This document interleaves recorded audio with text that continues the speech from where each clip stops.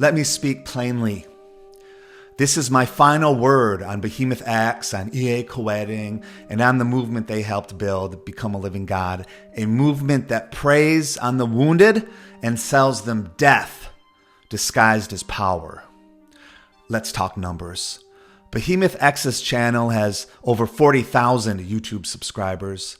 Psychopathy affects around 4 to 6% of the population. That means 1,600 to 2,400 of his viewers statistically exhibit psychopathic traits. That's not counting antisocial or narcissistic tendencies, which are even more common online. Now add this. Scientific research shows that fans of metal music, the cultural backbone of his aesthetic, experience 30 to 70% higher rates of self-harm ideation than fans of other genres. It is statistically almost impossible that no one vulnerable to suicide, psychosis, or violence has been influenced or harmed by this content. Behemoth X sells ritual violence to the broken and cloaks it in magical empowerment. The London murders. What really happened? Behemoth X insists E.A. Koetting had nothing to do with the 2020 double murder of Biba Henry and Nicole Smallman. He says the killer was kicked out of the BALG forums, that he just read a couple books. Let's be clear, that's a lie. Danyal Hussein was a registered BALG, Become a Living God, forum user from 2018 to 2020, logging in just hours before his arrest, found with a blood-signed pact to Lucifuge Raphael, the exact demon featured in Koetting's rituals. His goal? To sacrifice 6 women every 6 months in exchange for wealth and power. That pact wasn't an invention. It was a spell. It was drawn from the playbook of BALG. What Koetting really wrote. I have killed those who deserved to live. I have made those suffer who deserved only joy. I rarely feel remorse, and I never feel guilt. Secrets are given here that will enable you to harm, to infect, to inflict, to torture, and to kill by non-physical means. This is a dangerous power and a forbidden knowledge. I will not attempt to logically justify murder in any manner to you or for you. From Baneful Magic. Additionally, according to reporting by Yahoo News and Vice, one book authored by Koetting describes how to murder a person with a knife in a ritual sacrifice. Another encourages the use of the terrorist handbook, offering techniques for killing. Koetting has also claimed affiliation with the Order of Nine Angles, a neo-Nazi occultist group linked to terrorism and real-world murders. The Behemoth X effect.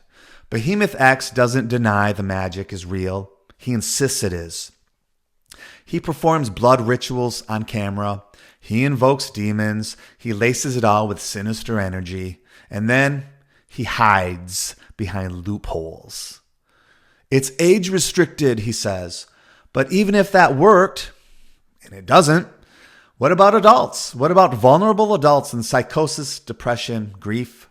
There is no age limit to despair. He says, don't do what I do. But when you claim it works, when you call it real, that warning becomes a whisper in a hurricane. That's not protection. That's a legal cover. BALG followers have shared my personal information. They crafted rituals against me. Some attempted identity threats. Others just whispered curses in the dark. This isn't enlightenment. This is psychological abuse rebranded as spiritual warfare. We must remember the victims.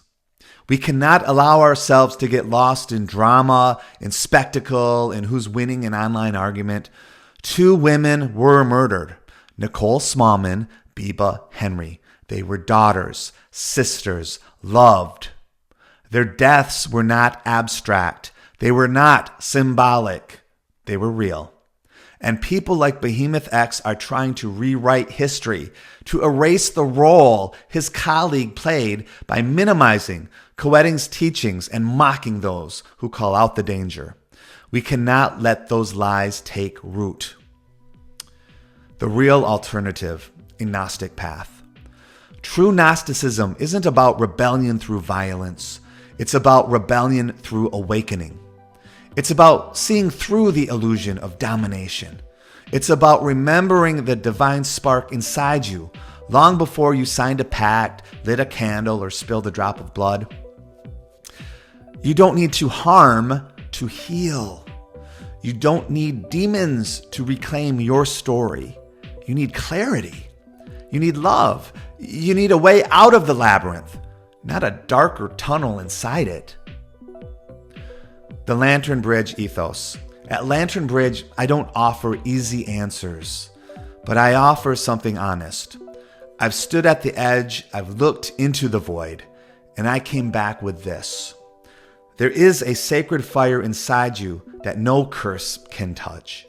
There is a strength that doesn't demand suffering. There is a power that begins not in blood, but in love. This is my final word. Not a curse, not a threat. Just a lantern left at the foot of a bridge in the dark, waiting to be grasped.